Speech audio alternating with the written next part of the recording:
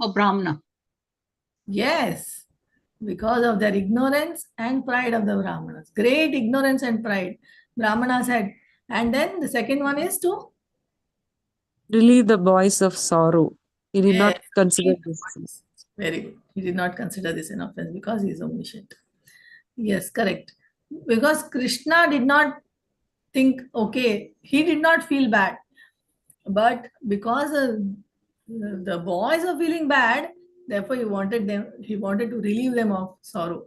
Why Krishna did not feel bad? Because he is omniscient. For him, there's nothing, no good, no bad, everything is same. So uh, Krishna wanted to relieve them because what is their fault? Krishna was thinking about the Brahmanas. Krishna was thinking, what is the fault of the Brahmanas? They are bewildered by my Maya. So anybody can get over my Maya? No, right? So therefore he was thinking that they are these faults of theirs are because of my Maya. So he was so merciful to them. Okay. So then we go to the next shloka. Why did the boys ask other items also from the wives of the Brahmanas when they had begged only rice from the Brahmanas? So from the Brahmanas, they went to ask and they only asked for rice. But when it came to the Brahmana Patnis, they started asking other things also from them. So why did the boys do that?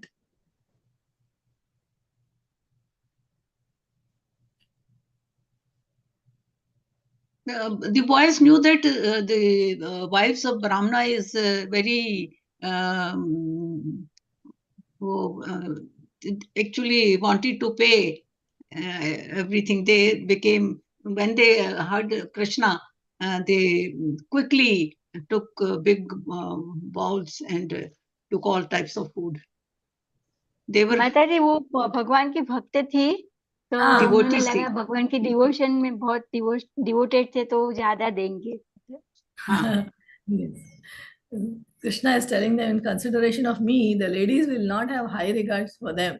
So previously they had asked the Brahmanas for rice only, but now they are asking others as well, without his Krishna's order and with other items. Why they asking? Because they had heard of the wives' great devotion to Krishna. Like that. They had heard that the wives had so much devotion to Krishna. So they said, we can take the liberty. Even if Krishna has not, we have not taken permission from Krishna to ask them, but because they are great devotees of Krishna, they will not refuse us. So we, with that, see here, you see it's here in this. Sanatan Goswami is over here, the last part. It happens in temples too. If you know a devotee who's serving and they serve you more, you can have the liberty of asking for second serving. Very nice, Mataji. Very nice. Yes, true, very true. So they took the liberty. Okay, now we go to the next. How did the wives of the Brahmanas develop such intense bhava for Lord Krishna?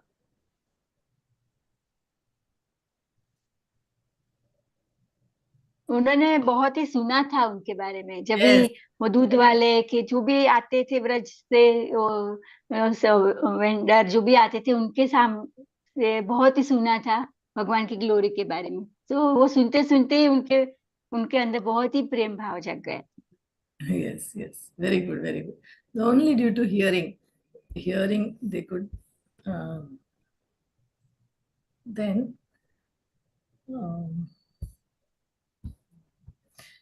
okay, what was Krishna indicating to the wives by twirling a play lotus? It's in the Vishwanath Krishna was indicating that your hearts are like the this lotus flower. Okay, well, you see, Mataji, you see And this. yeah, and This- my heart is like this. वो उनके heart की वो कैसे वो थी, बहुत ज्यादा एक तरह से इच्छुक उनको मिलने के लिए, पास आने के लिए. तो इसलिए वो कंपैरिजन वो बता रहे थे कि ऐसे जो है जैसे मैंने लोटस को मैं ट्विटलिंग कर रहा हूँ, ऐसे ही तो इनके हार्ट्स हैं, या कह सकता हूँ मेरा हार्ट ऐसे हो रहा है. हाँ, very good. Anyone else? I just could not explain. So first thing he said, he told the ladies, like, I seized within my hand your lotus hearts. So your hearts, which are like lotus, I have seized them in my hand, and then I'm eagerly twirling them about. And then he was also telling them, while seeing you who possess loving sentiments, my lotus heart is twirling out of eagerness. Yeah, yes, like this. Their lotus heart is twirling, and his lotus heart is also twirling because of eagerness. Yes, Mataji. So thus, on the pretext of twirling the toy flower, I am revealing to you that my heart is twirling about. So beautiful, isn't it? Okay, so we go to the next one. Very good comparison. Such really. Yes. So according to Vishwanath Chakravarti Thakura, how did Krishna respond to the wives of the Brahmanas while they were standing stunned with plates of food in their hands? According to Vishwanath Chakravarti Thakur, Krishna saw them holding plates of food in their hands and they were standing stunned. So he always says this. He plays this prank. So he started laughing. He began laughing, and then he started speaking to them. And he says, they were very much excited to see Krishna. So he addressed the gopis who came for the rasa dance. Krishna said, your coming is all glorious, and you are very fortunate. Out of desire to see me, you have overcome many obstacles to come here. But I cannot repay you in any way. So what can I do for you? I can simply remain your debtor. Please rest here for some time and take my death. This is how he spoke to gopis. So similarly, he had that kind of mood when he saw the Brahmana Patnis with lots of food, boga in their hands, out of love for Krishna. So he was so enchanted by that. And he started laughing. Yeah. Very nice, very beautiful. Thank you, Mataji. So then we come to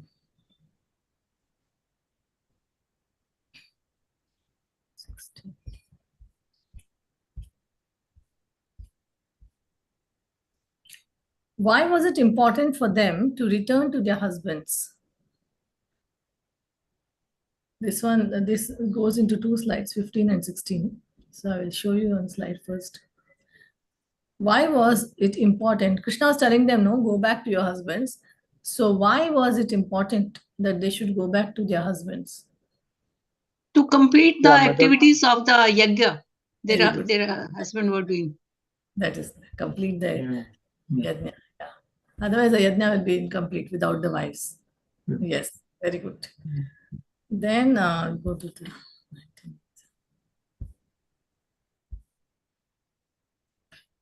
Okay, will the desires of the wives of the Brahmanas be fulfilled or not?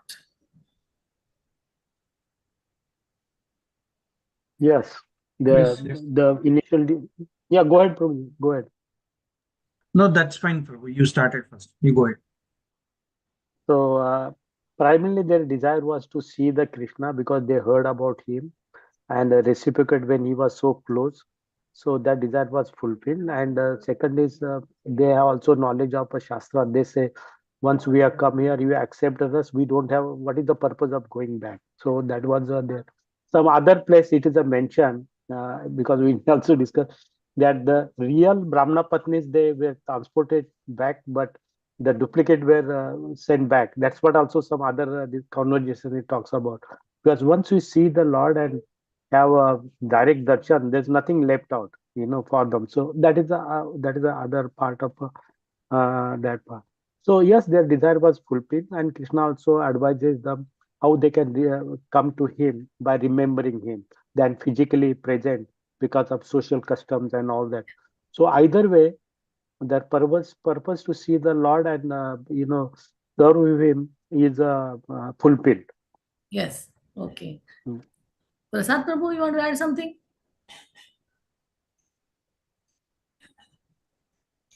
Prasad Prabhu? No, Prabhu. No, Mataji.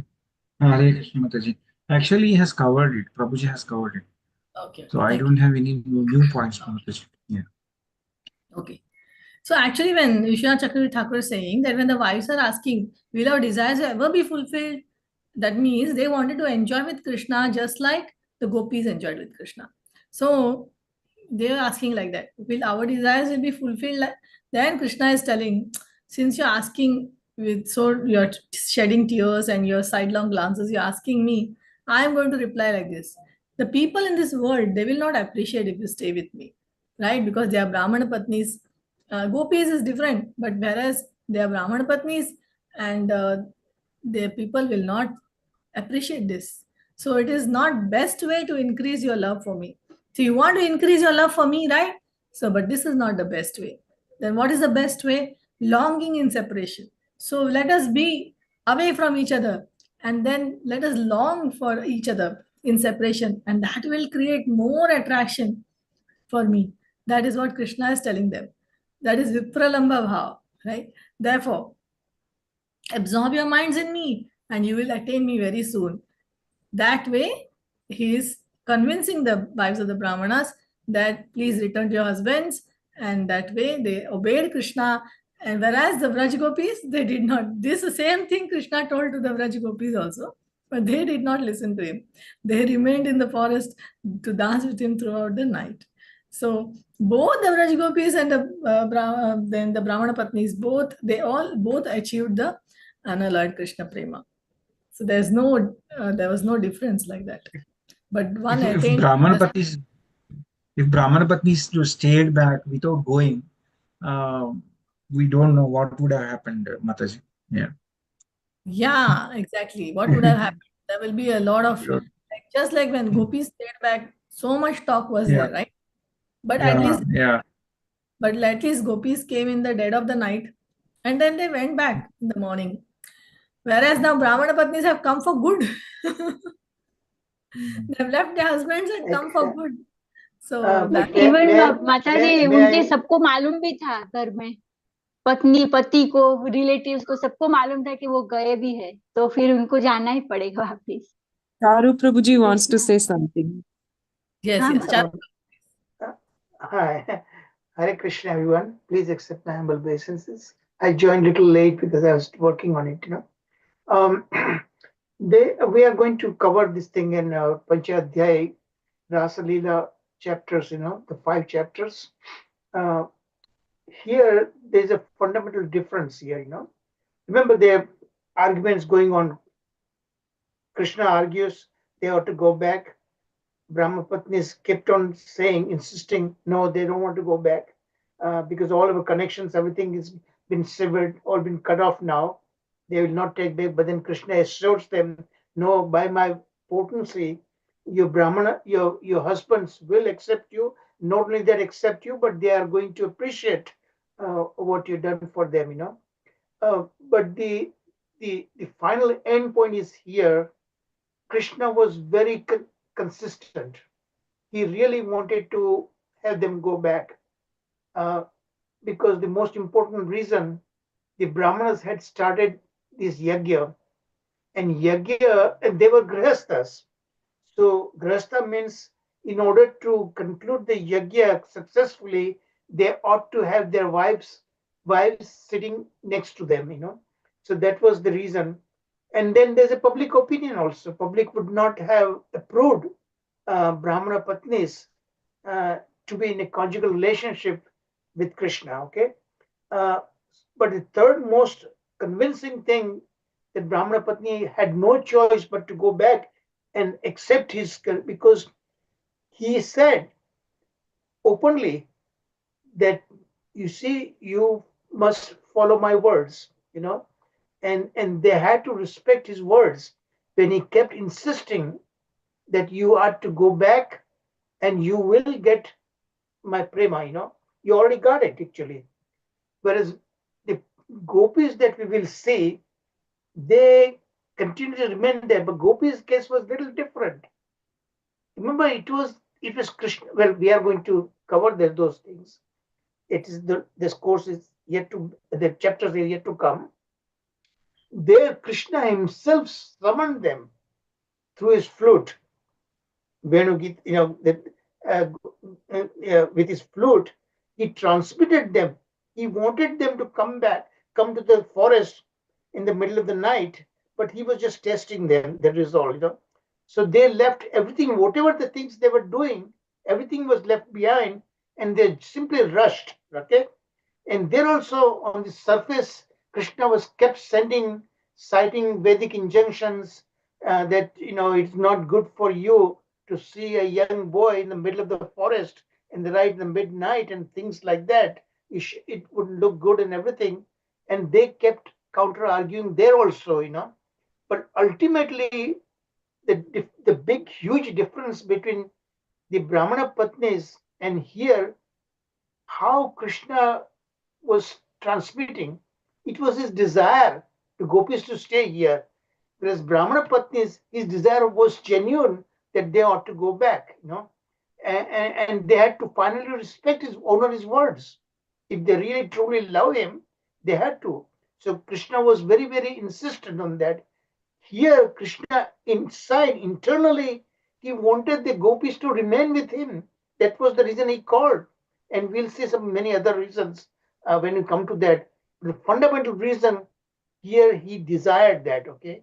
And finally, when he saw the great resolve of the gopis, that gopi bhava that we are going to be talking about, Krishna had to agree with them. And then the Rasa dansa begins. But then he abruptly leaves them in the midst of the Rasa dance. And there are also a couple of reasons. We will cover that. But here we are sort of drawing a compare and contrast between Brahmana Patnis and the gopis. Okay? So that's what you need to understand. It's how Krishna was transmitting. On one hand, Brahmana Patnis, he really genuinely wanted to go them back. Here, internal, even externally, he was saying things differently. But internally, he wanted the gopis to remain with him. Okay? You understand that? Yeah, Prabhuji, I have just a small question here. They have to go back because the yajna was not completed. But we see first time when they went to the Brahmana, we understand that the animal was sacrificed. Almost it was done, right? So then, if the fire sacrifice ceremony was almost complete there, then what was the need of No, this Brahmana? the yajna was still ongoing actually, no? Yajna lasts several days until Purnahati. Okay. Purnahuti? Okay. There is a finite procedure. You conclude the yajna. That was still remaining. Okay. Okay. Understood. And Krishna wanted them to complete that. And a PR point of view also. It would not have looked. But Prabhuji, just a quick, very quick, another, just on this basis, on this point only. Because again, when they went back, the Brahmanas realized, right, their mistake, or they of course, also Krishna wanted to bring out that point. They wanted to bring out that also, right? Exactly. So both purposes were served by sending them back. Yeah. Yeah. All right. Okay, Mataji, I'm sorry, I interrupted you. No, I just have one or two more questions. That's it. We can quickly find out. Because Samantha Mataji also must start on time because she has to cover quite a bit. So, if you can wrap up within next 5 minutes, okay, the most. Yeah, that's only two questions more. Okay. Here in this slide, how did Kripa Shakti of Krishna act on the wives of the Brahmana? So first you have to tell about the first one lady who could not go, and then how did Kripa Shakti act on her, and then how she acted on the other wives.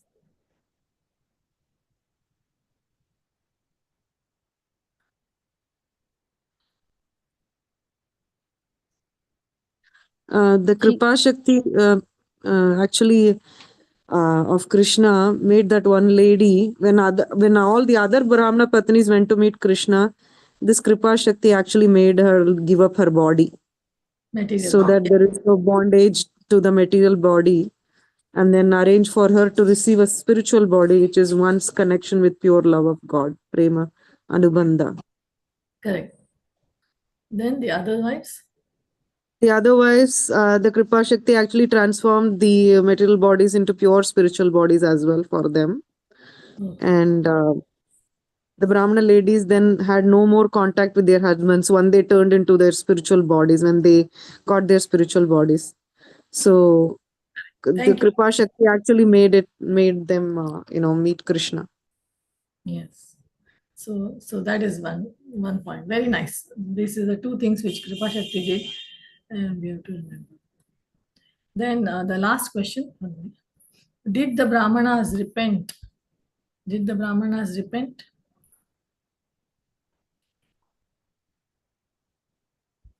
Yes, Mataji. They Yes. repented. Yeah, here. They- Brahmanas, they came to their senses. Did they come to their senses? What did they think? Yes, they came to their senses and began to feel more remorse. Remorse. They had sinned, they had did lots of sin, denying the request of the two lords of the universe. Yes, correct. Correct. Very good. So then they were thinking, to hell with our Brahmanical birth and all, hell with our celibacy. We could not recognize the Supreme Personality of Godhead, right? So they thought like that. And then but they couldn't, they did not go and ask forgiveness from Krishna. Does anybody know why? Due to fear of Kansa. Yes, due to fear of Kamsa. So here I end my recap. Thank you very much. Thank you, Hare- Mataji. Hare Krishna. Mataji, if you would permit me, I really need to congratulate you. बहन जी आप सुन रही है क्या? हाँ जी भाई जी. आप really मुझे बहुत खुशी हो रही है. आप इतनी seriously following and such you are able to answer all these questions. It's really amazing. Everything is so wonderful, and of course rest they are doing, but in your case particularly, you joined not that long ago, and your advancement is really amazing. Amazing. It is all Thank you due so to much. all. कि Bhaji. भगवान की आपके पे बड़ी दया है, और भगवान के डिवोटी की दया भी है. ये डिवोटी एसोसिएशन उसका प्रताप है, जी भाई जी. It is all due to you and other devotees, No, Mataji's. not all. me, but all the see, they're all helping you, and Yes, you yes, are Bhaji. and you are providing a very good example how to make rapid progress. You determination, you keep trying and seriously getting engaged in the study and listening. Those are the key elements. Thank you. Haribol Thank you, Mataji. Bhaji. I think let's give chance to Samata Mataji. Thank you, Bhaji. Thank you Hare so Krishna. much. Hare Krishna, devotees. Thank you so much, Archana Mataji, for the wonderful recap. And with the blessings of Sri Guru and Gauranga, with the blessings of Charu Prabhuji, Sharad Prabhuji, and all the assembled devotees, let us start today's class, which is the most cherished and most relished pastime of Lord Sri Krishna, the Govardhan Lila. So, Giridhari Govardhan Raj ki jai. We will be doing Govardhan Lila in 3 parts. Today we will complete part 1, which is lesson 57, covering the 24th chapter of the 10th canto. And in the upcoming weekend, we'll do part 2 and part 3. So let us see the overview of these 3 parts. Today we will start off with chapter 24, which covers 38 verses. So in the first theme, we will see that Nanda Baba is explaining to Krishna that why they perform this particular sacrifice to Indra Devta. And then in the second theme, Krishna is reasoning out with Nanda Baba and the Brajavasis why this particular Indra Yajna should be stopped. And in the last theme, Krishna inaugurates the most auspicious Govardhan Puja to destroy the Ahankara of Indra Devta. So these topics we will be covering today. In the part 2, we will see that because Krishna provoked Indra's anger, then he, as a consequence, he sent the destruction clouds, that is the Samvartaka clouds, to destroy the Brajavasis. And the all-knowing Lord knew, and he protected his beloved devotees by doing a very beautiful pastime of lifting up the Govardhan hill and spending 7 days with his devotees under Govardhan. And then finally, Indra had to withdraw the Samvartaka clouds because he realized his stupidity and the power of Krishna. And in part 3, we will be seeing that Nanda Baba then reveals Krishna's divinity to the Vrajvasis as Gargamuni had predicted. And then now Indra has humbled, and Indra then offers hymns to Lord Krishna, which probably we'll be doing in the next weekend. And lastly, Krishna was named as Govinda by Indra Devta and Surbhi mother, after performing the Abhishek on Krishna. So let us start today's class. Very beautiful pictures. In part 1, we see why Indra is being worshipped. In part 2, we will see why Krishna wants to give his reasons why this particular worship should be stopped. And instead of Indra Yajna, Krishna inaugurates the worship of Govardhan. So, in the previous chapter, Prabhuji very beautifully explained this event that Ashana Mataji also covered today, that Krishna was staying in this village of the Brahmanas, and this particular event happened in the autumn season, in the beginning of the Krishna's 8th year. So while they were still staying in this particular village of the Brahmanas, with Krishna was residing with his brother Baldeva and with his friends, and he saw that the Vrajvasis were busy doing certain arrangements, and he knew that they were performing, this particular sacrifice to Indra.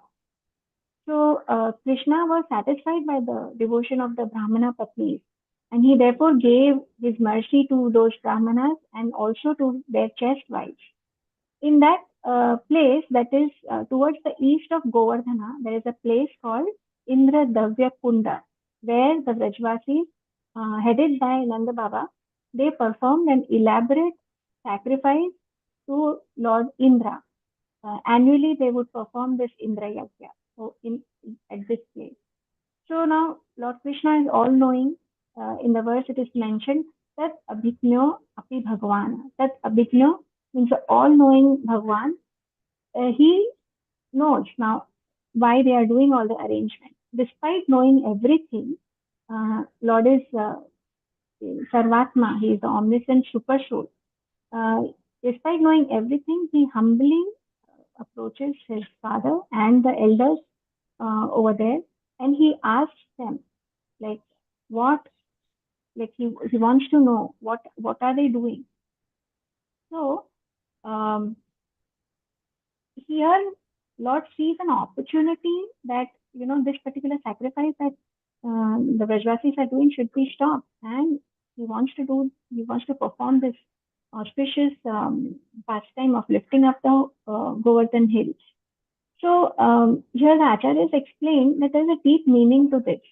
Like Krishna is thinking that my father is very straightforward and he loves me the most, and overcome by this love, he would never go against me.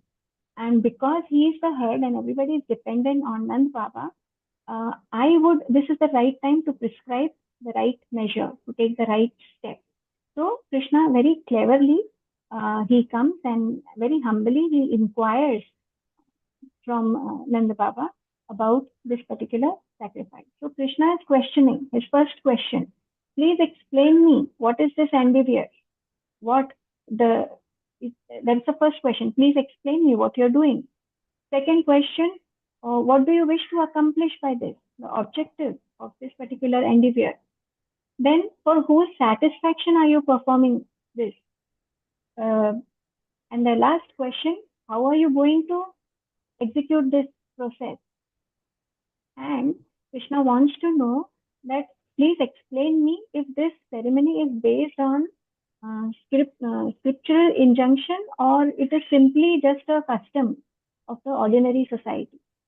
So it should be understood that whatever activities is done, there has to be a basis on that. It should not be based on imitation or any or just as a custom. It should not be followed. There has to be a proper purpose behind it, which should be understood thoroughly. Then, after taking advice by the intelligent and the elders and the intimate associates, an activity should be done. So that activity gives success.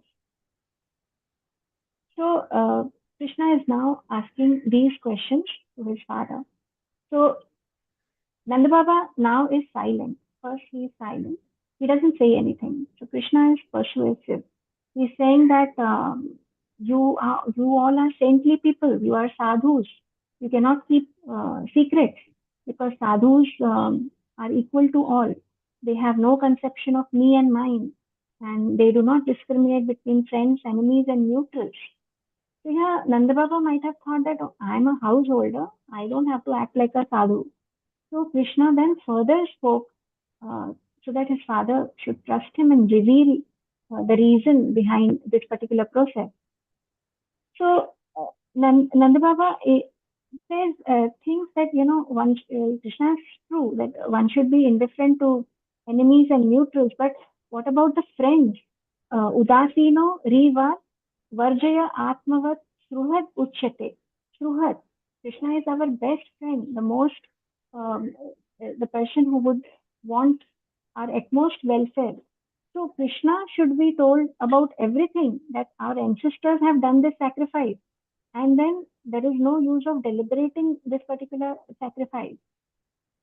So Nanda Baba then, because of parental, he is doubting his parental aloofness, because he is also aware of this prediction of Garga Muni, wherein he was said that your son has the qualities of Narayana.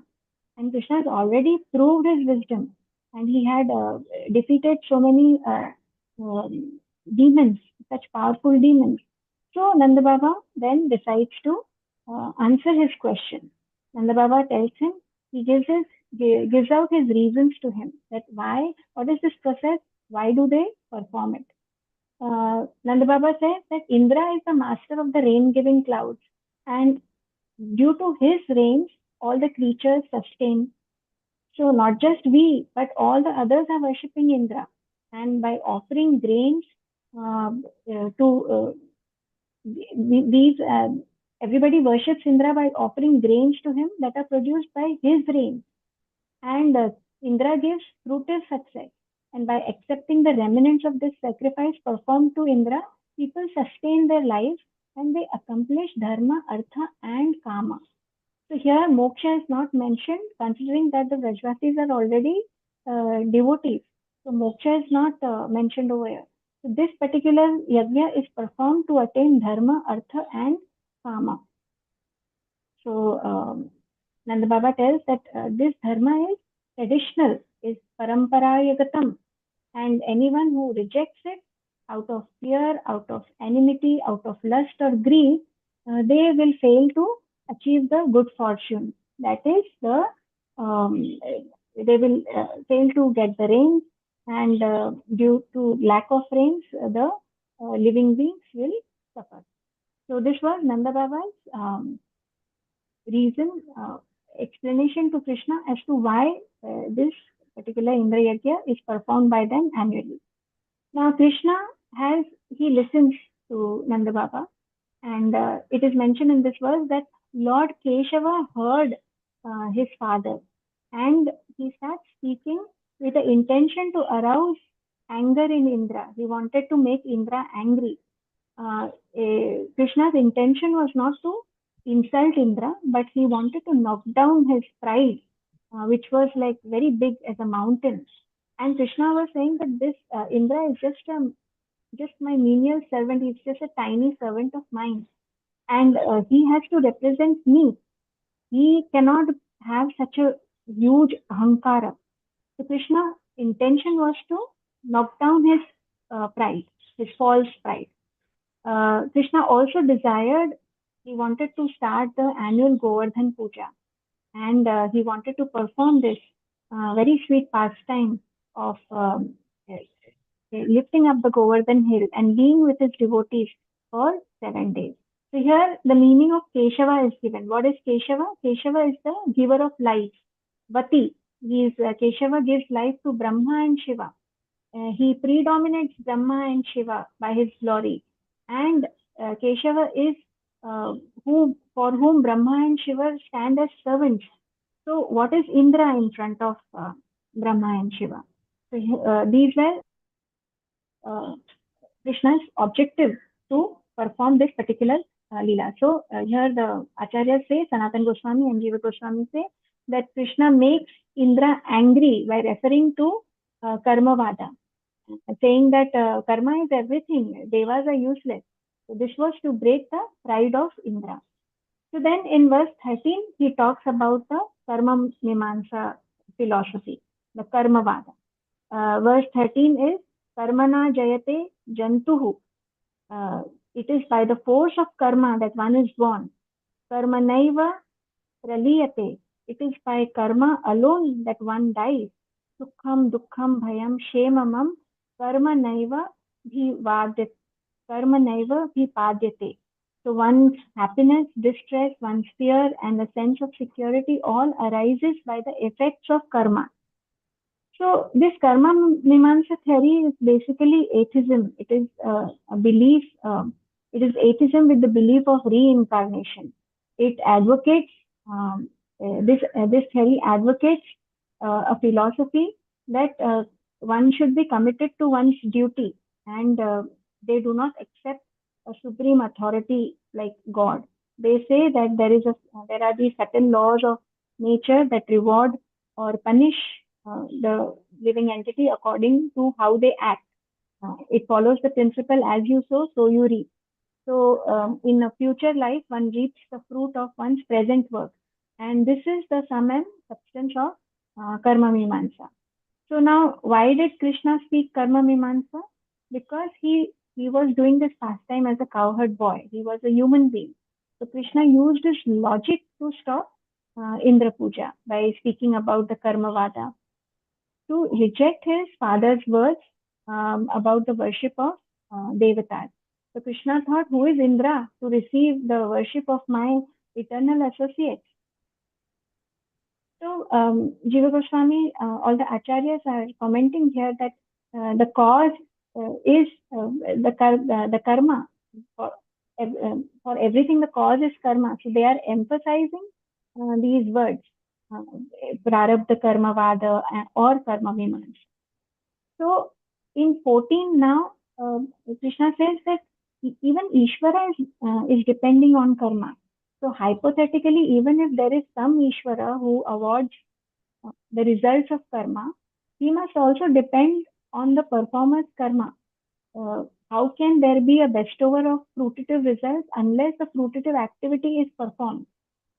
So the supreme controller who is giving the result, he also depends on two things. One is for the performer to perform the karma, and the free will on the basis of which he performs the karma.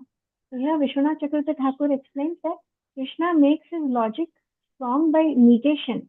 He says that both law of karma and the jiva's free will are the most significant aspects, and the supreme controller must abide by these two. So the jivas are forced to experience the consequence of their own work. Indra cannot change their destiny, which is born out of their own nature. So why Indra should be worshipped? So here Lord Krishna's argument here is not to negate free will. If karma is a system of laws that is awarding reactions of our present activities, then we ourselves, according to our nature, will decide our future. So there is a choice. Everyone experiences happiness and distress in their life according to the past life's activities. Even the devtas can change that. So they remain they retain the freedom to choose the pious and impious mode of activities in this life, that will determine the future enjoyment of suffering. So in this case, the Acharya says, Jiva Goswami and Sanatana Goswami are commenting that without experiencing the karma cannot be destroyed. So even though a man can overcome his nature by jnana, by discriminating knowledge, they cannot change their karma. So Vishwanath Chakravarti says, then what is the function of the devtas? There is no function, because it is the super soul who is inspiring the soul to act on the basis of the previous samskara. So then we come to the swabhava of the jiva. Every jiva is controlled by his own swabhava, his previous impressions or his conditioned nature, which one must follow. One must follow one's swabhava. So this entire universe, with all its devtas, the demons, and the human beings, it is based on the swabhava of the jiva. So then, why bother worshipping the devtas? So Krishna indicated that since swabhava is all powerful, why bother worshipping the devtas? But actually swabhava is not as powerful as the deva or the supreme god. Karma, here meaning the acharyas are saying that Krishna means that Indra is not required. Sacrifice to Indra should be terminated. Rather, worship should be performed to Govardhan Hill and not Indra, because Govardhan Hill nourishes the cows. Do we want a break over here? Shall we take a break over here, or should I continue? Because there's a team meeting also in the end of it. Yeah, okay. Continue. Thank you. So, have I missed? Yeah. So now, Krishna is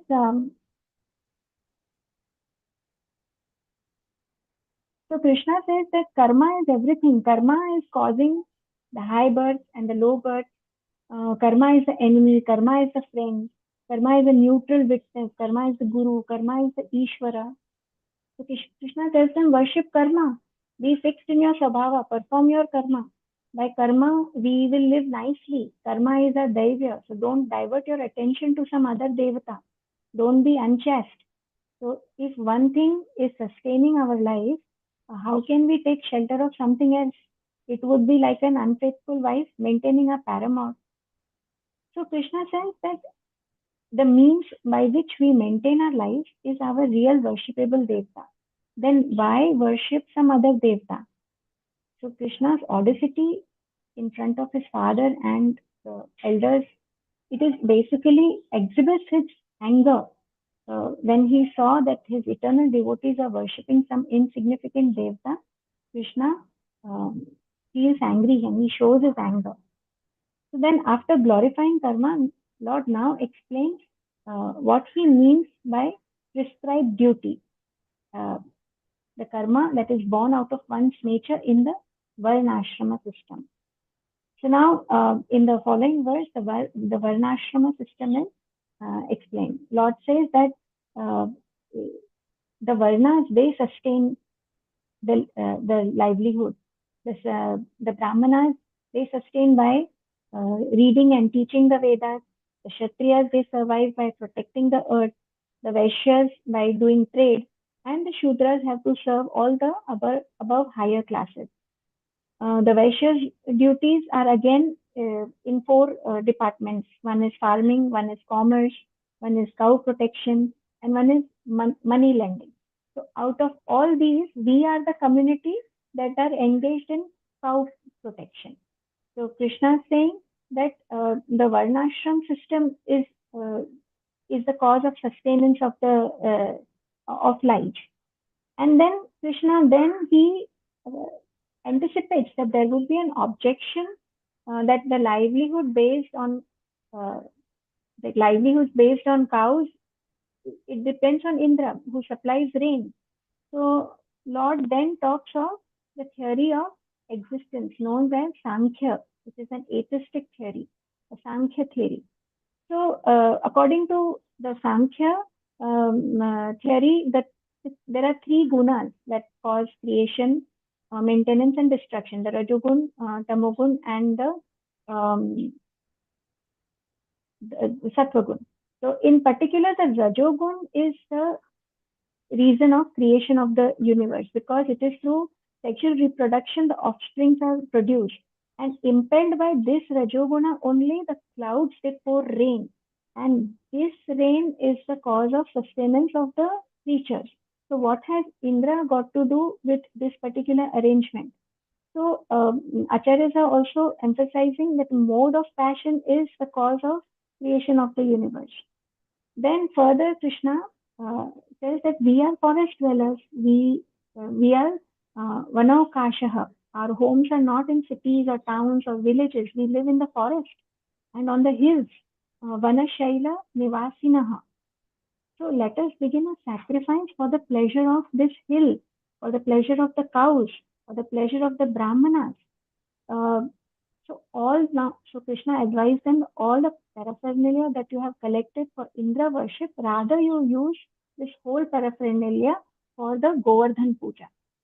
So Nanda Baba says that since you are asking, we shall arrange for this separate sacrifice for the Brahmanas, cows, and the Govardhana mountain.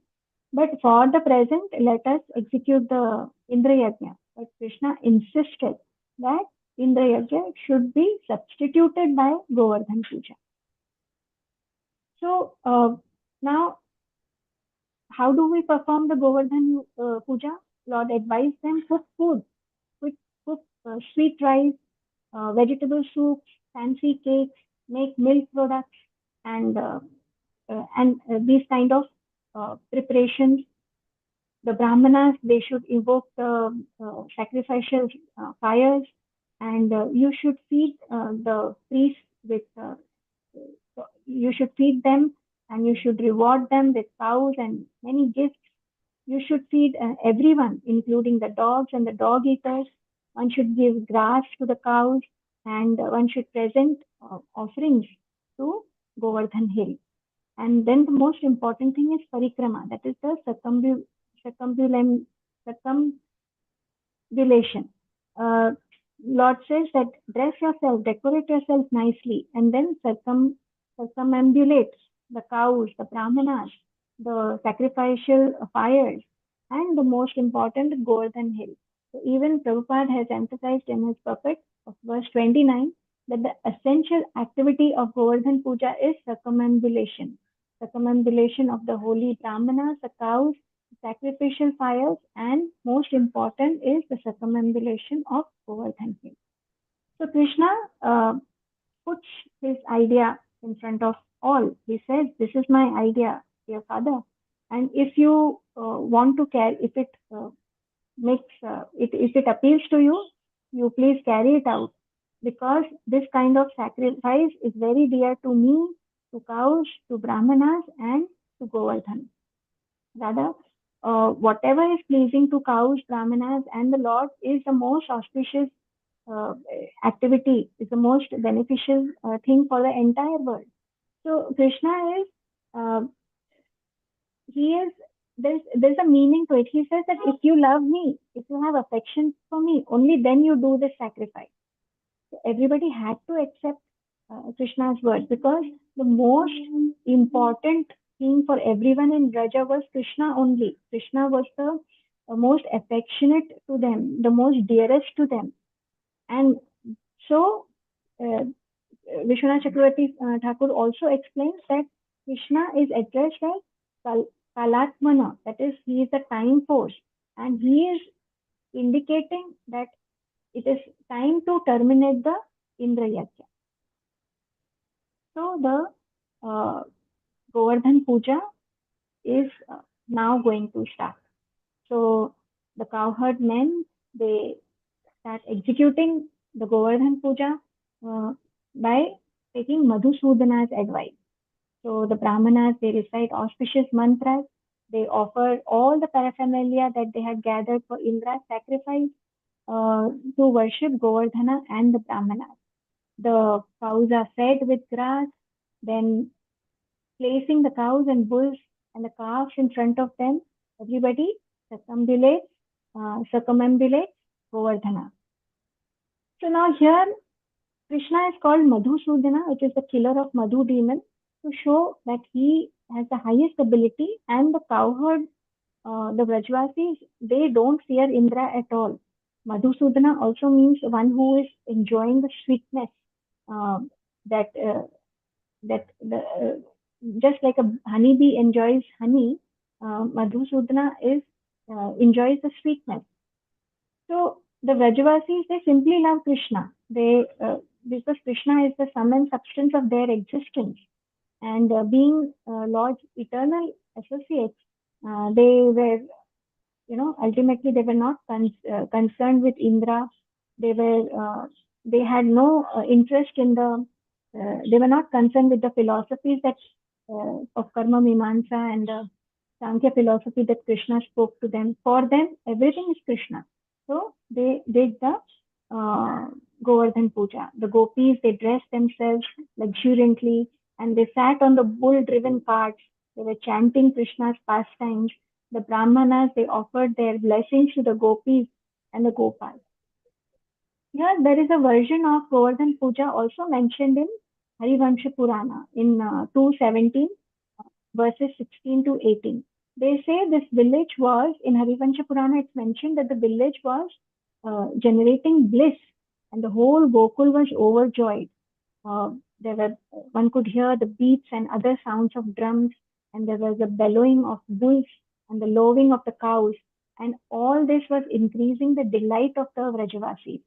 There was a pond of yogurt and pools of ghee that were flowing, and it was abounding in the canals of milk.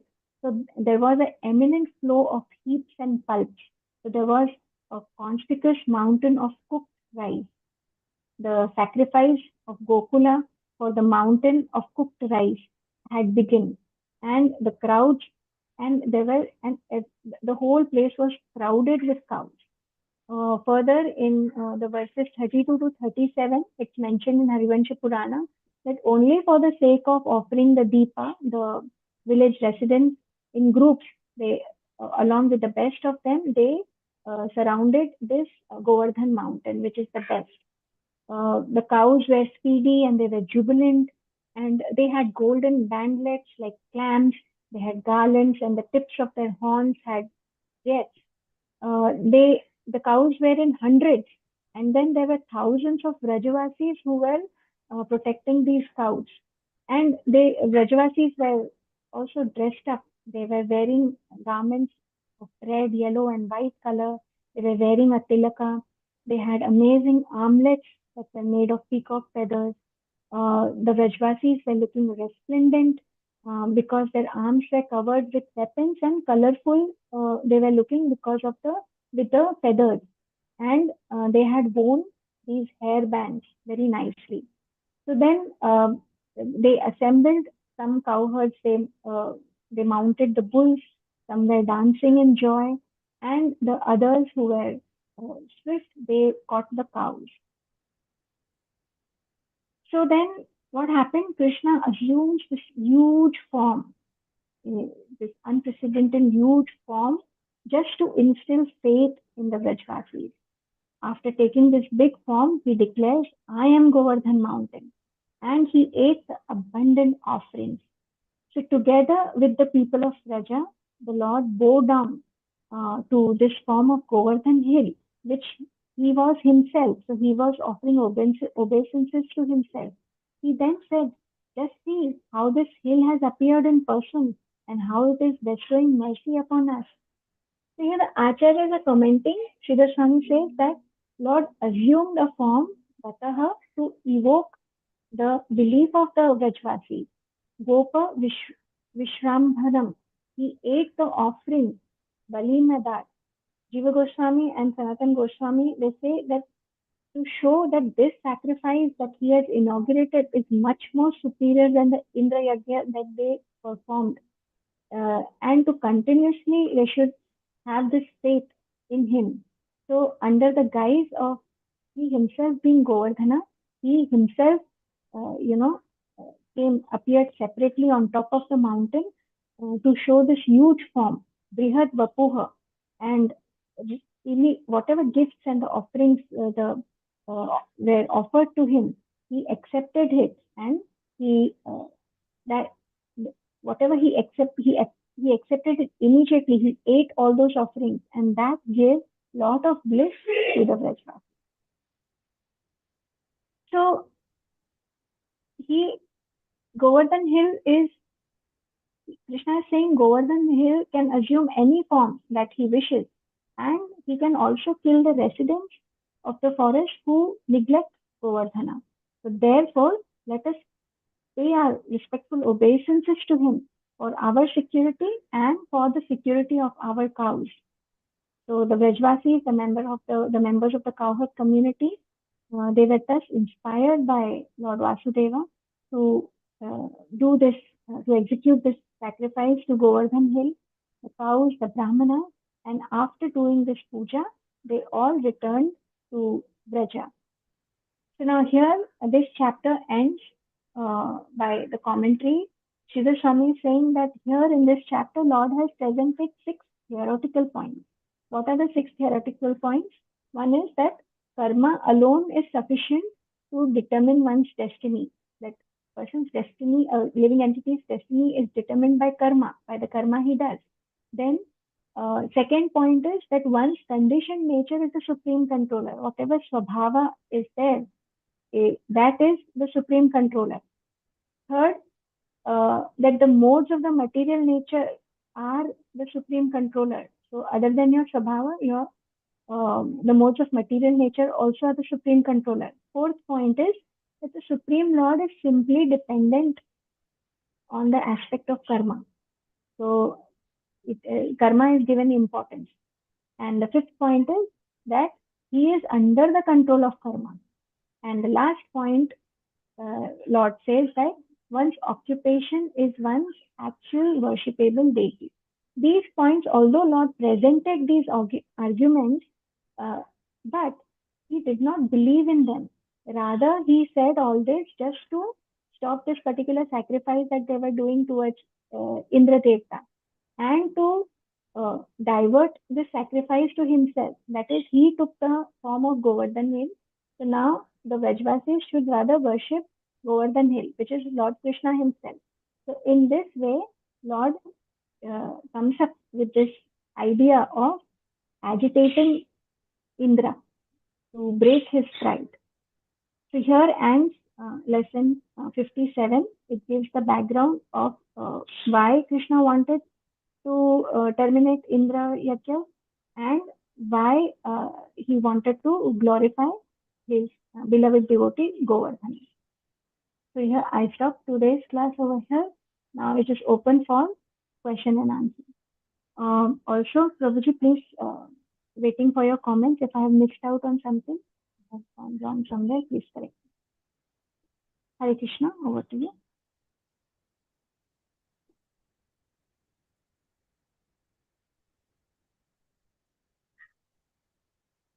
Any Hare questions? Krishna Mataji, Dandavata Pranam.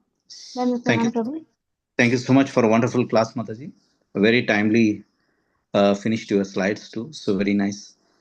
Mataji, you said that there's a karma kanda, karma mimamsa, you said. Na? So could you please repeat that on what you said? Yeah, Karma. Karma Mimamsa is a theory which says that there is a subtle power that there's a subtle law of nature that rewards a living entity that rewards or punishes a living entity according to how he acts. They believe their concept is what you sow is so you reap. So it says that whatever karma you're doing, that only according to that you are rewarded and punished in your future, in the future. So according to it, your destiny is designed. This is what karma mimamsa is. But there is one more version of karma mimamsa in the Harivansha Purana, which Sharat Prabhuji will enlighten us. He will talk about this karma mimamsa. As mentioned in the Harivansha Purana. Sharat Prabhuji, would you like to add something? Okay, because the crux of this lesson is karma mimamsa. how Krishna puts forward it and how it is refuted. It is refuted. All these things. It is very important to understand this. So I'll first give something about Karma Mimamsa. Then I'll give in brief because there is a lot of time today, almost more than an hour. I'll take 10-15 minutes in giving the version of Harivamsa Purana also. Then in the meantime, yesterday I had sent a clip to all of you to read about Karma Mimamsa. I hope you have gone through that.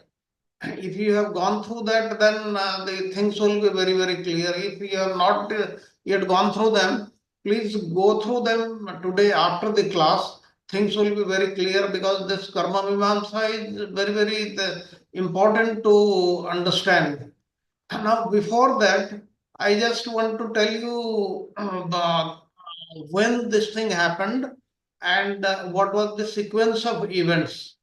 As you know, Krishna completed 7 years of age on Bhadra Krishna Ashtami, that is in the month of August, September. Then he came to his eighth year. Eighth year started.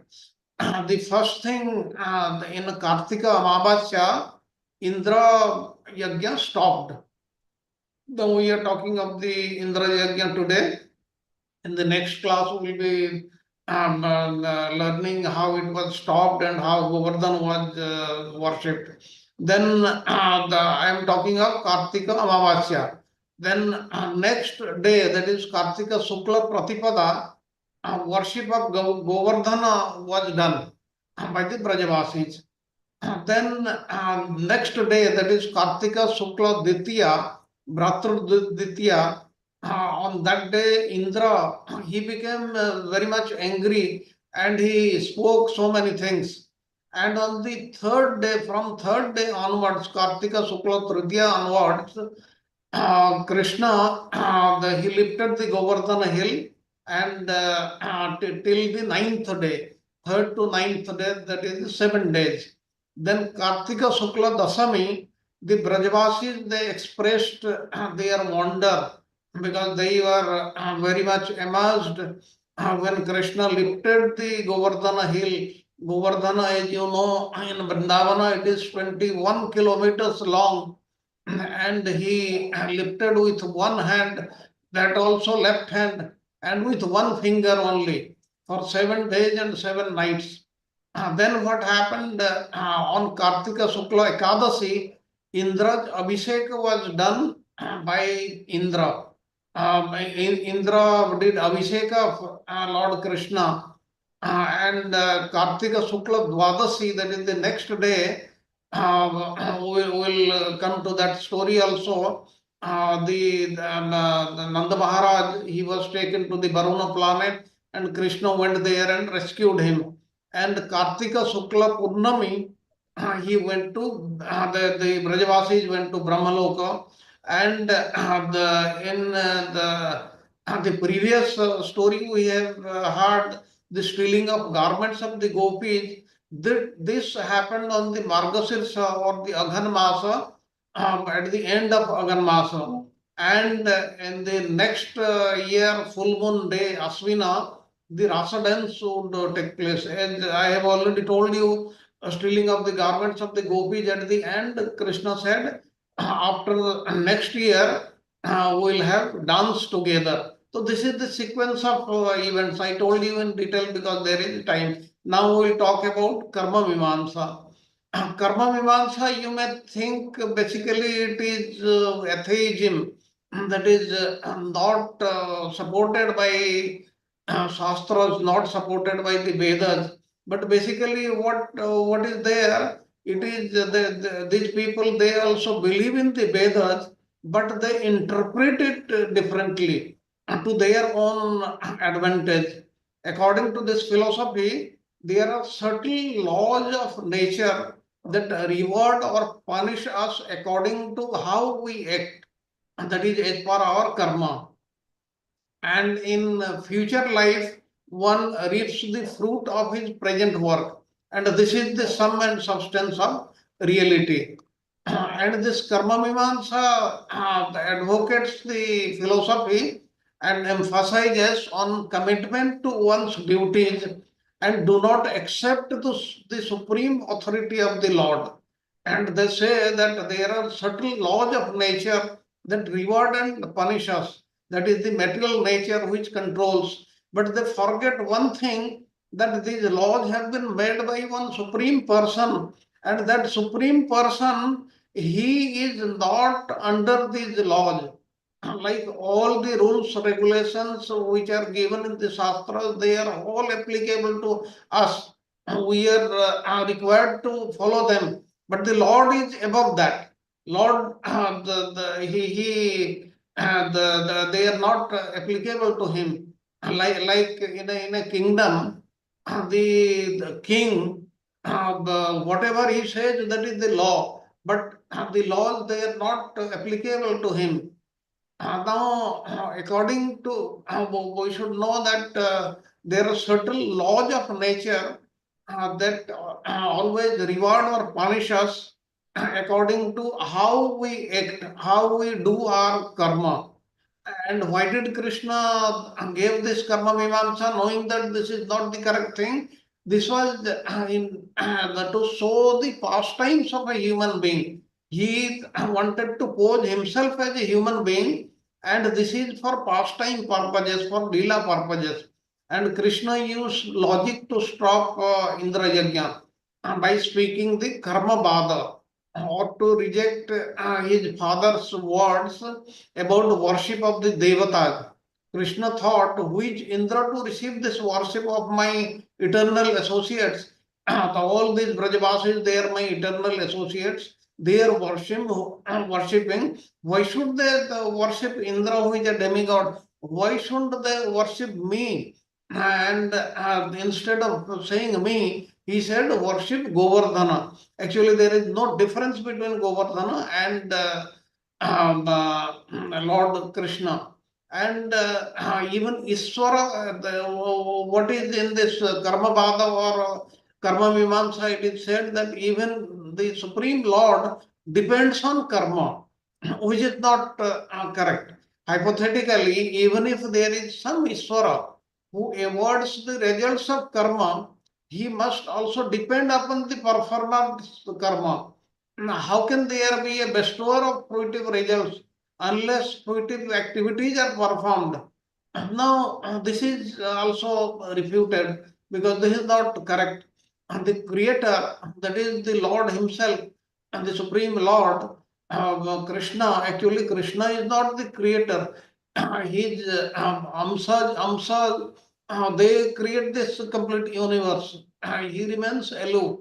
Now, the laws of nature that prescribe good and bad results and pious and impious acts are themselves creations for all good by the Supreme Lord. And being the creator and sustainer of these laws, the Lord is not subject to them. This has to be understood. And the Lord is always self-satisfied. Lord is not dependent on the work of the conditioned souls, since he is satisfied and complete within himself. The all-merciful Lord awards the results appropriate to their activities. And what about destiny? Destiny or fate or karma, what we are talking of, is the subtle system of rewards and punishment meant for gradually encouraging the conditioned souls to evolve to the stage of perfect consciousness. This is what is the aim. And another thing about destiny, the jivas are forced to experience the consequences of their work, and Indra cannot change their destiny, which is born of their own nature. So why worship them? That's what Krishna is saying. But how this is refuted? Now, we earlier also spoke of free will. Lord Krishna's argument here is not a negation of free will. If karma is a system of laws awarding reactions for our present activities, then we ourselves, according to our nature, will decide our future. Now, there is a choice also. Everyone experiences happiness and distress in his life according to our past activities in our past lives, which even the devatas, the demigods cannot change. Still, they retain the freedom to change and choose a pious or impious mode of activity in this life that will determine their future enjoyment or suffering. And Mataji was talking about Sobhava. Every jiva is controlled by one's own Sobhava. That is, what is the Sobhava? It is the previous impressions or conditioned nature which one must follow. The entire universe with all the demigods, the demons, the human beings is based on Sobhava of the jiva. So why bother about worshipping the jiva? But how it is refuted? Krishna indicated, since Sobhava is all powerful, why bother worshipping the devatas, the demigods? But Sobhava is not as powerful as Daiva of the or the supreme personality of Godhead, Krishna. And is it correct that karma is everything? Karma causes high and low births. So karma is the enemy, friend, and neutral witness, Guru and Iswara. Now, how it is refuted? Even the demigods, including Indra or any other, they are also bound by the laws of karma.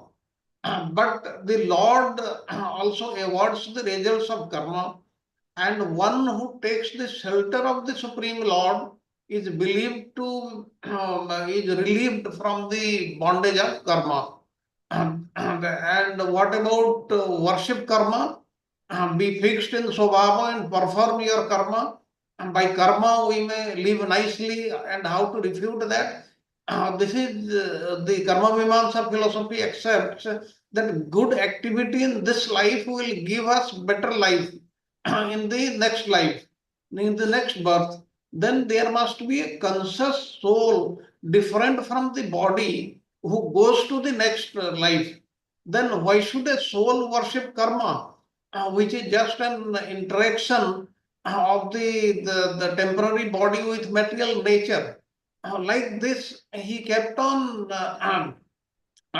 refuting the karma bada. Then let us go to the story of this what we read today, which is given in the Harivamsa Purana. I'll take about 10 minutes or so. Now, as you know, Harivansa Purana, that is a description by the Vaishampayana Rishi to Janmeja. Now, he wanted to know this thing. What happened one day, they learned that the time the Brajavasis came to know that the time has come to offer sacrifice to please Indra, and they wanted to celebrate it. And out of curiosity, Krishna asked one of the coward men. Now here it is given one of the coward men and not Nanda Maharaj. It is not given here. He is asking, what is this festival of Indra Yajna? And I see there is a lot of excitement and happiness in Braja. What is the reason? Now then one of the Brajavasis, he replied that listen while I am explaining you about the reason we worship Indra in Braja. Now he said Indra is the king of the demigods and the clouds are under his control. Actually, he is the protector of the entire world. The festival is held for his pleasure and being ordered by Indra and by his weapon, the rainbow and all the other clouds, they shower rain, and that's how we are able to produce food grains. And Lord Indra is glorified with many names, and he supplied the clouds, water, and he satisfied all the inhabitants in this earth. and all the living beings, they subsist upon the food grains that are produced by the water supplied by Indra. And it is because of rain supplied by Indra that all kinds of food grains are produced in this world. And he also said that the cows, bulls, calves are maintained by the green grass that grows as a result of rainfall. And because of the rain, the cows become healthy and they give abundant milk, which is the lifeline of Braja. And wherever there is sufficient rain, there is no dearth of green grass and food grains. As a result of sufficient rainfall, people never suffer the pangs of poverty. And he talked about the clouds. He talked about how Indra comes with clouds and thunderbolt during the rainy season, and it rains everywhere, and then everybody is benefited.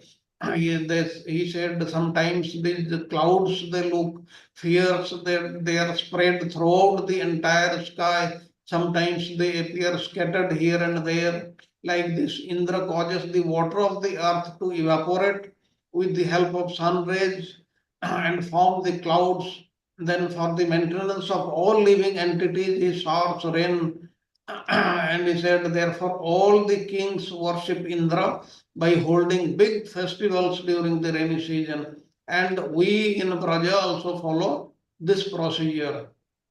Now, then, in the next chapter, in Harivamsa Purana, it speaks about worship of the Govardhan hill instead of Indra sacrifice.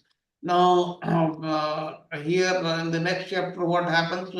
Again, Vaishampayana said, "O Janmejaya, after Krishna was informed of the importance of the Indra Yajna by the elderly coward men of Braja, he replied to them, knowing very well the actual influence of Indra. Now he said that agriculture is the means of livelihood for farmers. Trading is the means of living for the Vaishyas, and maintaining the cows is the means of livelihood for people like us. He says one who receives benefit from someone but then worships and serves someone else become a sharer of his miseries both in this life and next life.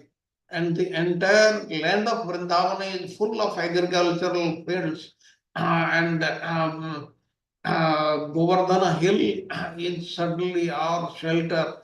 And it has been heard by us that the hill of the forest can assume various forms according to their sweet will. He is talking about the Govardhana hill.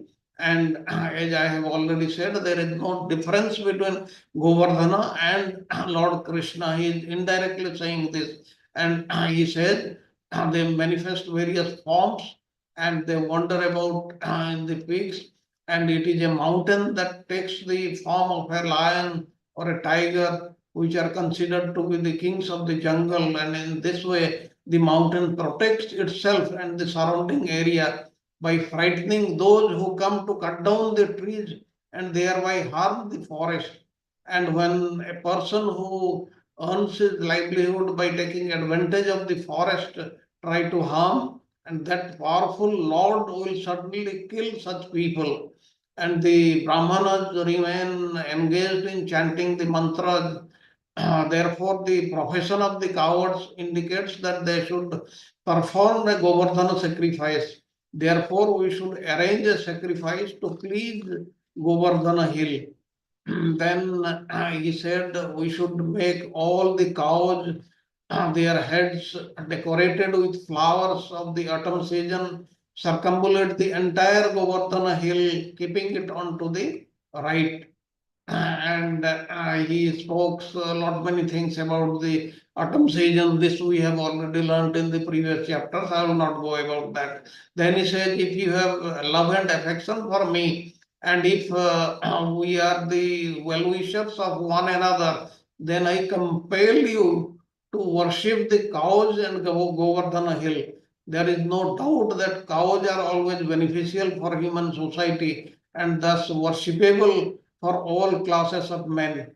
And if you are pleased by my instructions, then kindly accept them without any hesitation and follow whatever I have indicated for your benefit. Then what happened? Then mm, Okay, then the Brajavasi they said, my dear Krishna, it is because of you that Vrindavana is protected. And the cows are very happy, our enemies have become silent, and all the inhabitants of Braja are living happily, as if we are living in heaven. They spoke about Putana, Saktasura, and all that they have been killed by you. Your position is similar to that of Indra, the king of the demigods. The Brajavasis, they are saying, they said, you are incomparable. You are the foremost personality in Braja. And because of your opulence, you are the best among all persons. And there is no powerful human being who can match your appearance. This the Brajavasis are saying they know his Aishwarya also. Then they said that today onwards we will stop the Indra sacrifice and instead perform the Govardhan sacrifice and let us prepare for the performance of Govardhana Puja. This we will study in our next class. And thereafter all of Braja became filled with jubilation. There were feelings of happiness within the minds of everyone. The residents of Vrindavana. Okay. And then huge amount of food were cooked and collected. Then there was an abundance of sandalwood paste, flower garlands, incense placed around the sacrificial area. And they worshipped Govardhana hill, and by at the completion of the sacrifice of worshipping the Govardhana hill, Krishna, by his own supreme potency, assumed the form of the predominating deity of Govardhana hill and began to eat all the cooked food, yogurt, milk, fruit, which they were offered to him, and all the assembled brahmanas were sufficiently satisfied by food, drinks, and dakshina. And like this, the worship to the Govardhana hill it ended. Thus you saw not everything what we learn from Srimad Bhagavatam, all the things are not there, given there in the Harivansa Purana.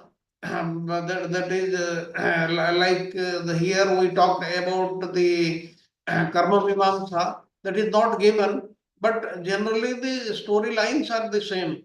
There are differences also. Now I leave it to the devotees to ask any question or make any comment on the things we have heard so far.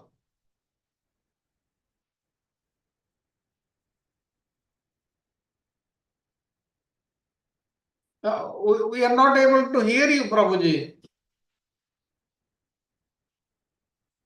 Radha Vinod Prabhuji, we are not able to hear you.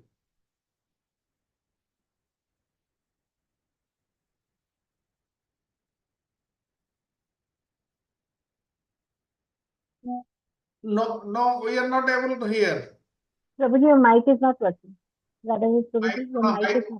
Mic is off. No, you see, just check the volume.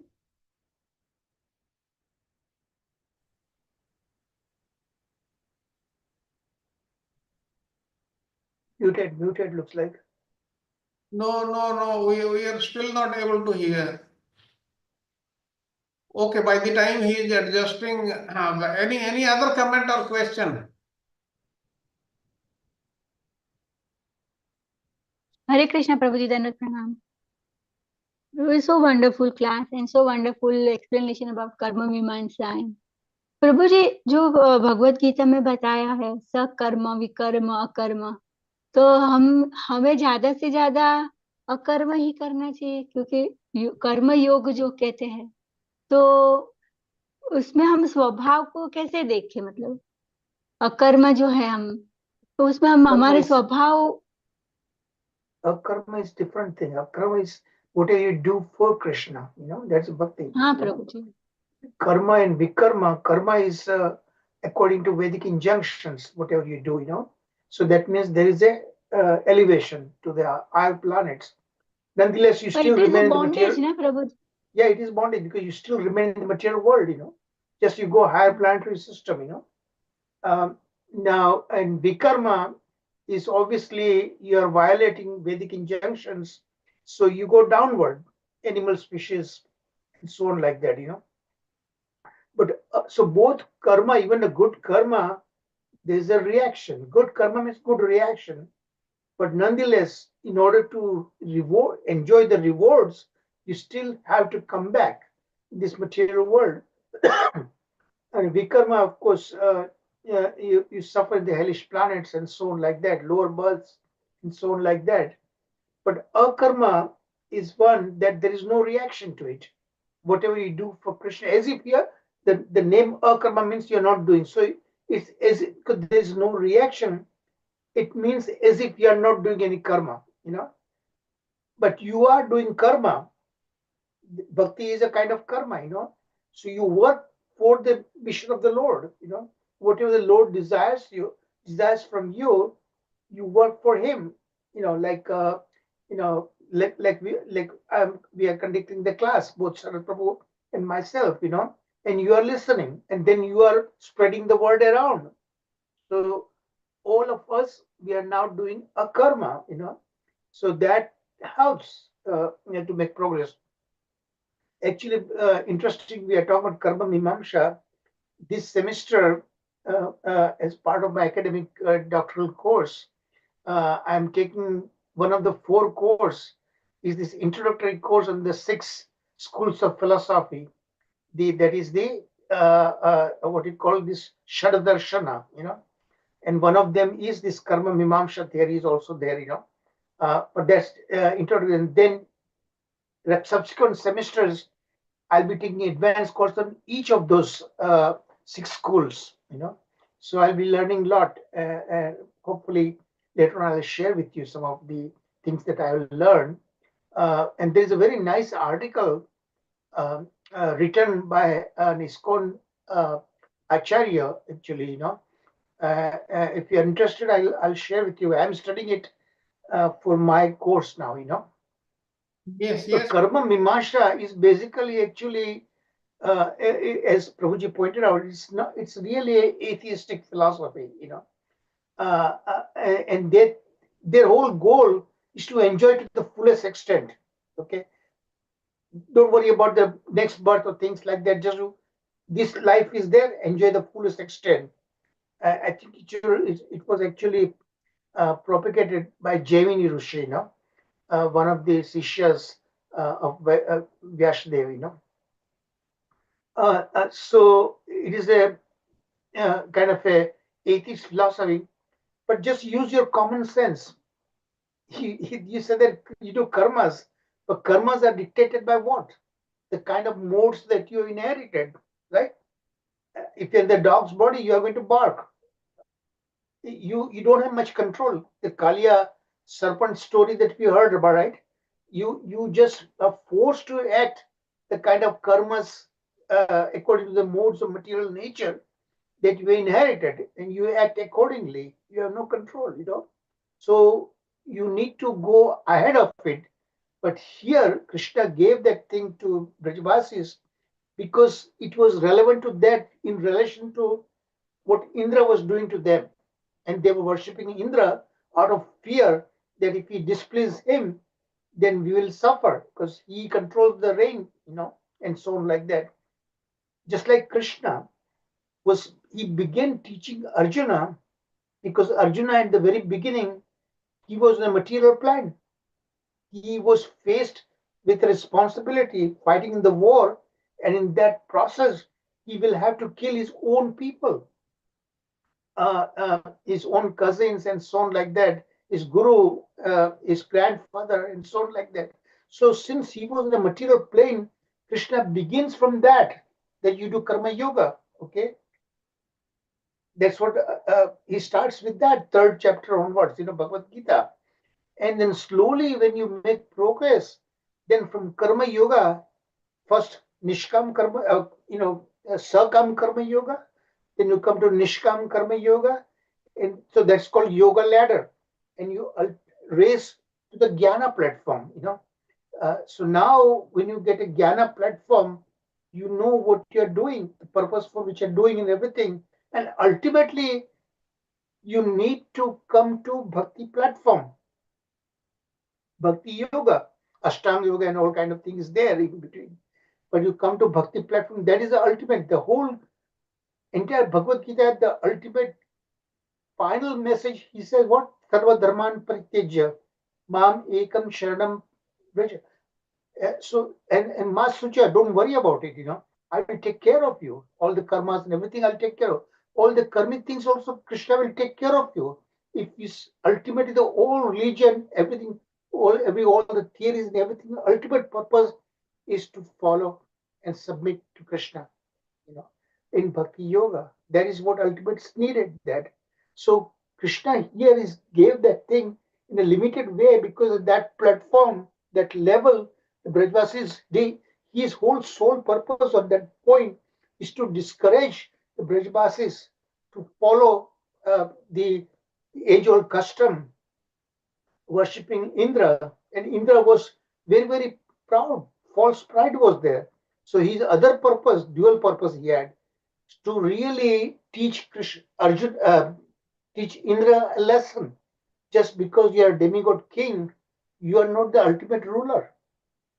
You are subservient to me.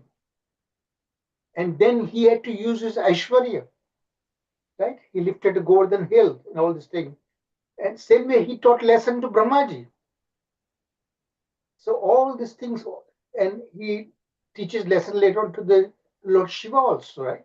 Mohini Murti, So all these chief demigods, everybody, they ultimately subservient to Krishna. So this Deva,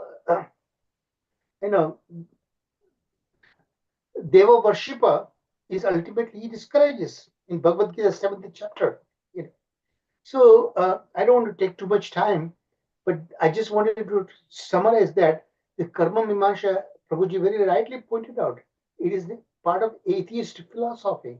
Jaina philosophy is also atheist philosophy. Bauddha philosophy, that's also atheist philosophy. They reject the Vedas. Okay, so on like that. Okay, quiet. Continue, Prabhuji. Yes, thank you. Again, my apology for interruptions, but I just wanted to give a right perspective. We have got actually a lot of time today. There is no issue at all. No, thank you, Prabhuji. It was very nice you explained. But yes, my question is, but Swabhava is also very prabal. Your habits make you. And if your previous impressions are very strong, no matter like you might grow, then your progress in bhakti becomes very slow, because you are in power of you are habituated to perform wrong activities. In that case, what should be done? Yeah, but you learned that your karma, your svabhava is dictated by the modes that you inherited. But just because you are born that way, you don't need to remain that way. Ultimately, towards the end of Bhagavad Gita, he also says that abhijayate, just because you remain that way, you don't need to remain that. Bhakti changes the gunas, because just Navada Bhakti begins with hearing, right? We heard so many examples how simply hearing people come to the Bhakti platform. Brahmana Patnis, Kaliya's wives, so many examples we are hearing that. So just because you are born, you don't have to remain that way. Bhakti, because that is controlled by the modes of material nature, body-mind complex, right? That does the havoc. But the same body-mind complex if you utilize in rendering bhakti, exactly, it's just like you use one thorn to remove another thorn from the leg, right? The thorn is stuck in your sole of your foot. How do you remove it? You use another thorn to remove it. The same body-mind complex you utilize in rendering bhakti, then in beginning with the hearing about all about Krishna and his devotees, the interaction with them, how Krishna interacts with his devotees. Shunatam Sukata Krishna. So what he does basically, he himself clarifies, polishes the mirror of your heart, and he removes the influence of the lower modes. With the lower modes, the Rajoguna and Tamoguna is the one who dictating your terms. You act this, you must act this way. It forces your body and mind. Okay, so that influence of the Rajoguna and Tamoguna, Lord removes it when you submit to Him and you hear from Him. Then He converts into the Sattva Guna. Okay, first mode of material goodness, and eventually Shuddha Sattva. So when you come to Shuddha Sattva, that's where He says that Evam Prasanna Manaso Bhakti Yoga Prayojita. Then you actually practice pure bhakti. So that is also not in your control. To practice pure bhakti, also you need Lord's help. But when you submit to Him, He removes all the elements that is stopping you, that provides obstacles on your path, because the lower modes, He removes that Himself. And the influence of the Maya, Maya, is totally subservient to Him. So Maya removes her influence and we become a devotee. So then you come to pure mode of goodness. And that is when the beginning of the process. When you come to Bhakti Yoga Prayojitaha, you act under the pure mode of goodness, then you get the science of Krishna. Krishna will send a guru in your life.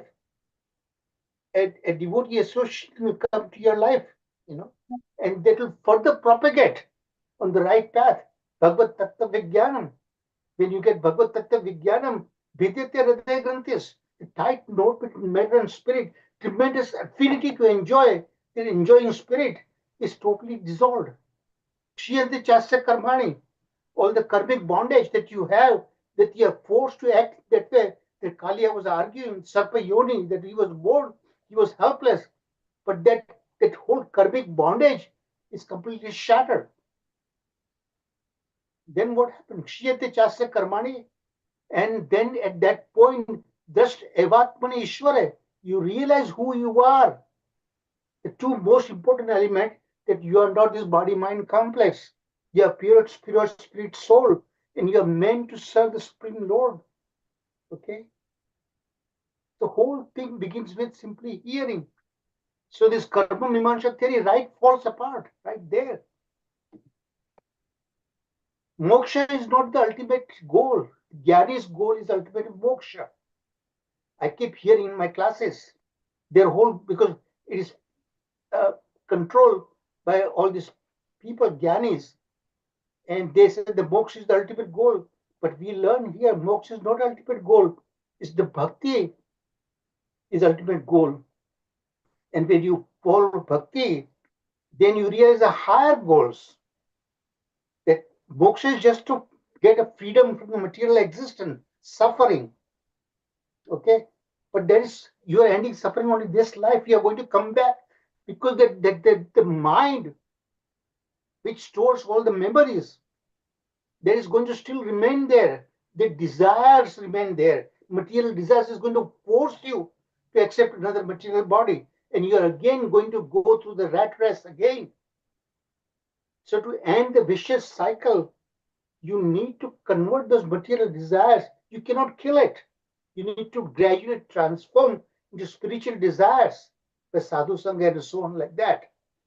And then you drop the super soul, the subtle body. And there is no more need for you to accept another physical body. And that is called moksha, just a freedom from material existence. But even higher than that is going back to, never have to come back to material world again, go back to spiritual world. But even higher than that, you become a part of Krishna's entourage. So if Krishna wants to come to material world to help other suffering souls, you become part of his entourage and assist in his Lila. That is the ultimate goal of a devotee. My 3 decades of study, 2 decades of teaching, this is all I learned in my life. And this is what I'm trying to follow, and I'm trying to help you do this the same thing. How my life turned around. Haribol. Thank you, Prabhuji. Thank you very much. This is the crux of what should be our aim, what we should try to achieve by studying all these scriptures, spending so much time, what is the ultimate aim. This we should keep in mind. Any other comment or questions? Hare Krishna Prabhu, Dandavat Pranam Prabhu. Vinod Prabhuji, we are not able Hari to Bol. hear you. Perhaps there Can is you, something wrong at your end. can you hear me? Yes, Rajiv Prabhuji. Thank you, Prabhu. Thank you so much for giving the summary of this today's session. Just I was thinking that when the Vrajavasis are posting Krishna that hey, Indra is giving the rain, we need to worship him. So I met with a devotee just a couple of weeks back, and he was saying that see, we are doing this Krishna consciousness journey. He's just a Bhakti Ruksha level devotee, and he said that see, whenever my boss is I'm employed with this employer, whenever he's calling for a party or something like that, I have to go because he's giving a salary. So if I'm not going there now, I feel very silly in front of him. So that's what he was. I was just thinking about where, because in the material wise. I was. I'm very confused what to say, but I did found this lesson. But what type of answer we need to give for such situation, Prabhu? So could you please guide us? Thank Give a you. practical, when somebody is there, you preach to the level of the person you're preaching. You don't give very high knowledge beginning. Correct, bro. Correct, Prabhu. So Yes. practical example, you give a practical preaching. Yes. Your boss desires for you to go to his birthday or some parties. You please him, go there. But that is not your ultimate goal. You keep it back in your mind. He is just an example. He is just Yes. for a time being, he's there, your boss. Yes. But he's not going to be remaining your boss forever.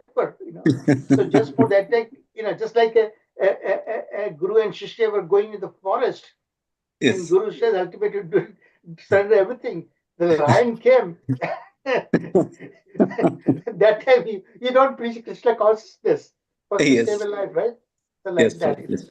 Sure, Prabhu. So Thank you, practically Prabhu. first, do things what is doable, but Correct. what is the ultimate purpose where you want to go? Your goal has to be very clear to you. Clear. Okay, sure. So Thank you, follow Prabhu. Thank you so much. practically. Sure, Prabhu. Hari Bol. Very well. I Here, mean, you don't remain there and doing nothing and say Krishna will come. Arjuna was same, right? That Even I'm retired, everything. Krishna Yes. no, and Krishna already had decided the results for him. Yes. Okay? But still he said you need to fight. Right. But Yes. but now it's a different way. Hmm. Tasmat sarveshu kaleshu mam Mom. smara yudhyacha. Yes. You just remember me, but now you're not doing it for yourself, you're doing it for me. Correct. Thank you, Prabhu. Hari Bol. That's so practical teaching, and yeah, preach to the person to the level the person who is at what level. In that way you preach. See, now we are talking at a very high level now, but ordinary mass of people. And there's a verse in the Bhagavatam, very very very interesting example that it says that even the common thing that's just surrendering to Krishna will solve everything. Mass of people doesn't know about it yet. So it is the responsibility, the duty of we devotees. How somebody else helped us to come to this present level. You help others. Okay? That's the way. Yes, Prabhu. Hare Krishna, Prabhu. I just add one point, Prabhu, on top of this. Okay. Yeah. It's like you mentioned that level, Prabhu. Okay, that level, what level the other person, whether it is a boss or not, okay, what level of spirituality that we need to understand, and we need to have the conversation in that way. Okay, what I am also doing is with my boss and my superiors, I started doing giving Krishna conscious in a very indirect way, bro. Okay, okay, very informal and indirect way. Like, yeah, you are working so hard, but like at the end of the life, what is going to be our goal? Okay, what is going to be achievement? Okay, and also giving some books.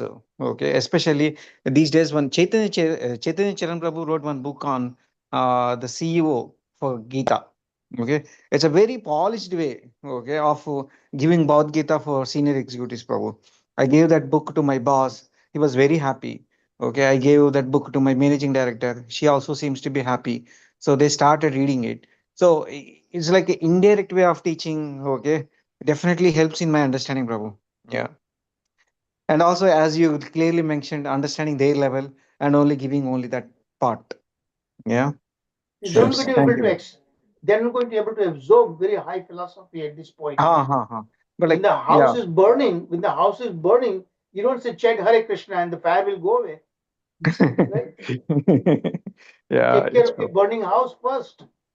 Yes, bro. Yeah. Sure, Very Prabhu. valuable. Yeah. Hari bol. Thank you. But some people also do like that, like Janak Maharaj. Once somebody informed him the Ayodhya is burning. He said, "Let it burn. Doesn't matter. Everything is happening with the will of the Lord. Let it burn." We cannot say that. Okay, let it burn. That is highest level, bro. But but he is a Mahajan. He's a Mahajan.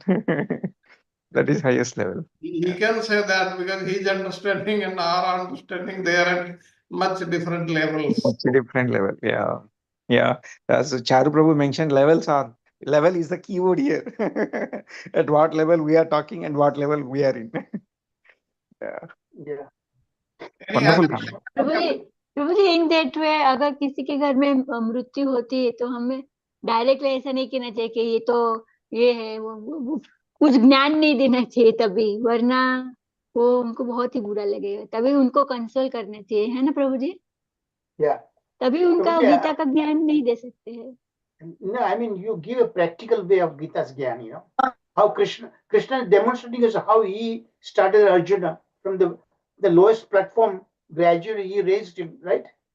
And Arjuna was already his eternal associate, but he was meant to go under illusion to teach us a lesson. How would you expect an eternal associate of Arjuna would come into the illusion like that? Sometimes his devotees become instruments in the hands of the Lord, willingly they become guinea pigs, Let's end it about 10 minutes or so because I need to address all of you, some of you at least, my two teammates, and some of you that I sent a personal invitation to some of you. Radha Vinod Prabhu, he already accepted. Rajiv Prabhu, I also sent you also. Prasad Prabhu is already part of the group, so I don't have to worry. Yes, And a Prabhu. couple others I sent. So please decide yourself, and this is the golden opportunity I'm providing you. Sure, Prabhu. Definitely, Prabhu. I'll go and accept now. And do whatever you can. This is a part of your seva, and what I'm trying to, help you, guide you, is the way how it helped my life. This is the wonderful opportunity Krishna has provided to us. You help me to help others. You are becoming see now, my left hand and my right hand.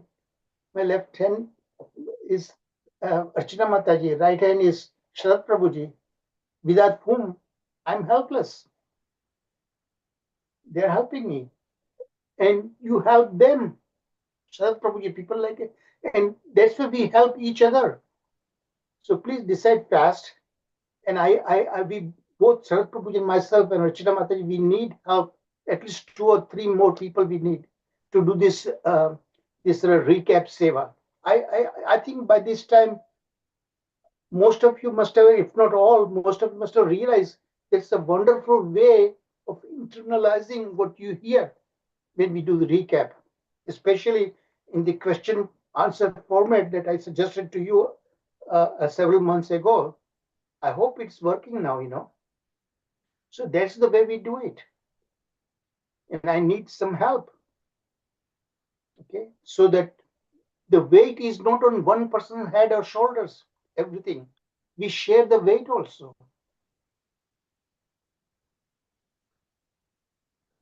So whatever the time permits you, and if we have about 7-8 people for doing recap seva, one person will not be overburdened. Your time will not be all the time needed. It's just like once in a couple months your time will come. Then when you make progress from recap seva, then I might suggest, I and Sharat Prabhuji will suggest to give classes. Now look at quite a few of you, compare who they were at 2-3 years back. Now they are giving wonderful presentations. Samata Mataji, wonderful speakers now. So that's the way I would like to help you all. And by helping you, I'm helping myself. I need help. So please wrap up, Sharat Prabhuji, and then we can start. I'm going to give some guidance how we are going to conduct this Panchadhyay, the 5 chapters of this Rasa Lila. This is the pinnacle, the crowning teaching that we are going to get into that. Thank you, Prabhuji. Now we can have the Nrsinga prayers, please. Yes, Prabhuji. Hare Krishna. Srimad Bhagavatam ki jai ho. Namaste Narasimhaya. Namaste Narasimhaya. Praladadayine. Praladadayine. Hiranyakashi Purvakshaha. Hiranyakashi Purvakshaha. Shilatankanakalaye. Shilatankanakalaye. Ito Narsimha, Parato Narsimha. Ito Narsimha, Parato Narsimha. Yatto yami tato Narsimha. Hire Narsimha, Hridaye Narsimha. Hire Narsimha, Hridaye Narsimha. Narasimhamadin Sharanam Prapade. Tava Karakamalavare Nakha Adbhuta Shringar Dalita Hiranyakashipu Tanubringa Keshavadrita Narahari Rupa Jai Jagadish Hare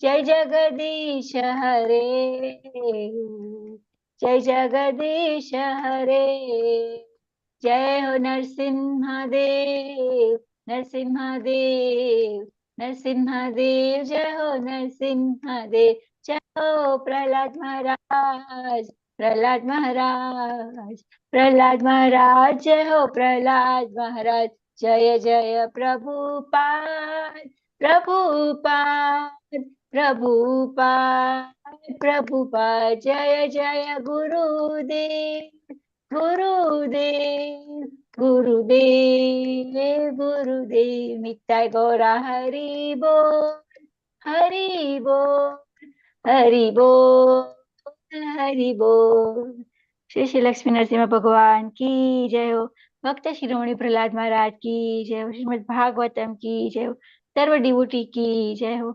Hare Krishna Krishna Krishna Hare Hare, Hare Ram Ram Ram Hare Hare. Thank you प्रभु जी, दंडवत प्रणाम to all devotees. Hare Krishna. Thank you, Uh, Mataji. Now, Rajiv Prabhu, if you can afford to stay a few more, about 10-15 minutes more.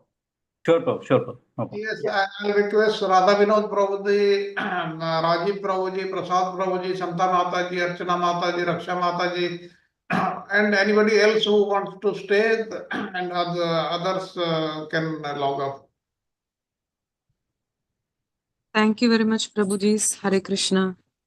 Hare Krishna Happy Mataji. Nityananda Trayodashi. Monday is Nityananda Trayodashi. Happy Nityananda Trayodashi to all of you. Thank you. Lalita Priya Mataji, you think you can stay a few minutes? Yes, Prabhuji. Yes, I can. Okay, I try. Will not take much more time. Okay. No, I'll no just problem. I'll just hit the highlights. Do you want to take a 5 minutes break, maybe? No, Because you are. Is it okay, everybody? Okay, Prabhuji. Yes Prabhu, it is okay. All right. Okay. So